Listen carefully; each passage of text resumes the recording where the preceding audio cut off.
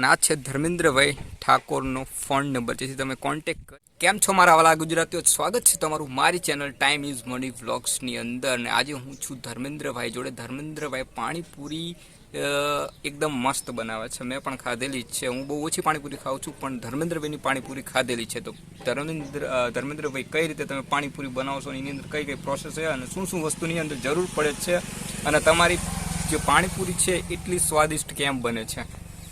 એમાં ઘણા બધા મસાલા નાખવામાં આવે છે. બે ટાઈપની પાણીપુરી બનાવે છે ધર્મેન્દ્રભાઈ. એક રગડો બનાવે છે અને બીજી એક સાદી. હા, તો સાદીમાં અને રગડામાં શું શું તફાવત હોય? ઘણો બધો તફાવત હોય.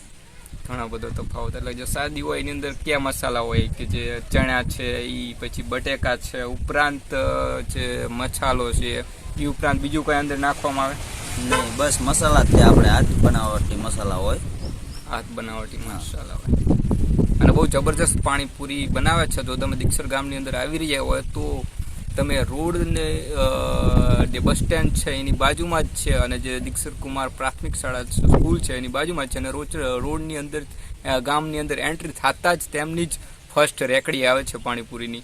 અને પાણીપુરી ખાધા વગર તમે ના જતા, કારણ કે આ એટલી મસ્ત પાણીપુરી બનાવે છે કે જે મને લગભગ આવો સ્વાદ ક્યાંય પણ નથી આવ્યો પાણીપુરી ખાવામાં. બહુ બેસ્ટ બનાવે છે. તમારે કંઈ કેવું છે ધર્મેન્દ્રભાઈ? બસ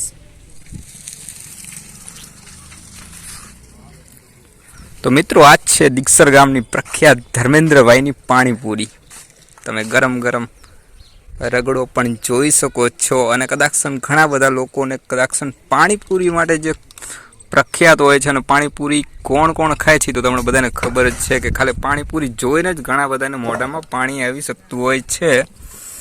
એટલે હું થોડોક આ વિષયમાંથી થોડોક અઘરો છું, એટલે મને બહુ પાણીપુરીમાં એટલી ખબર ઓછી પડે છે. આપણે બહુ ઓછી ખાધેલી છે, પણ જે પાણીપુરી ખાય છે એ આ વિડીયો જોઈને કદાચન પાણીપુરીની અંદર આમાં કઈ કઈ વસ્તુ નાખવામાં આવે ધર્મેન્દ્રભાઈ? એમાં તો ઘણી બધા મસાલા આવે છે પાણીપુરી બનાવવાના. આ રગડો પેછલ અલગ છે કે પછી? હા, એ અલગ આવે. એમાં મસાલા બધા આવે. મસાલા કઈ કઈ આઈટમ? ઘણી બધી આઈટમો આવે. અમારે જાતે બનાવેલો મસાલો આવે, અથવા દુકાનેથી બધો ટેસ્ટી મસાલો આવે. અલગ અલગ? હા, અલગ અલગ. Okay okay. તો આની અંદર જે પાણી બનાવો છો એ કઈ ટાઈપ બને છે?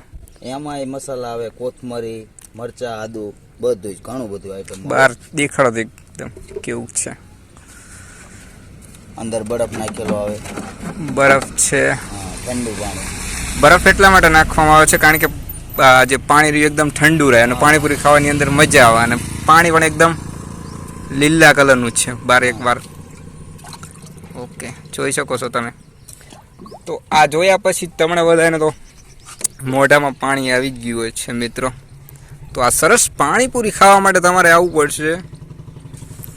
ક્યાં ગામ આવવું પડશે? દીક્ષર. દીક્ષર જે શ્રી દીક્ષર કુમાર પ્રાથમિક શાળાની સામે જે રોડ છે ત્યાં જ તેમની ધર્મેન્દ્રભાઈની રેકડી છે તે ઊભી હશે, અને ત્યાં આવીને તમે પાણીપુરી ખાઈ શકો છો અને પાર્સલ પણ કરી શકો છો. સાચું ને? તો બસ આ પાણીપુરીની આજુબાજુનો નજારો તમે જોઈ શકો છો.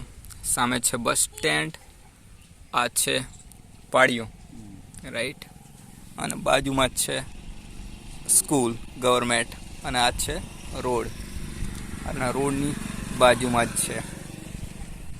અને આ છે ધર્મેન્દ્રભાઈ ઠાકોરનો ફોન નંબર, જેથી તમે કોન્ટેક કરી શકો છો. તમારે કદાચ પાણીપુરીનું કોઈ આયોજન હોય અને ક્યાંક ખવડાવ્યું હોય, કોઈ પ્રસંગ હોય તો બનાવી શકો ને તમે પાણીપુરી? બનાવી દઈએ. Okay okay. તો તમને કોન્ટેક નંબર મેં આપી દીધો છે, એની અંદર તમે ફોન કરી શકો છો ધર્મેન્દ્રભાઈને.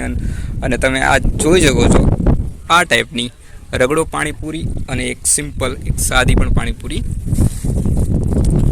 જોઈ શકો છો તમે.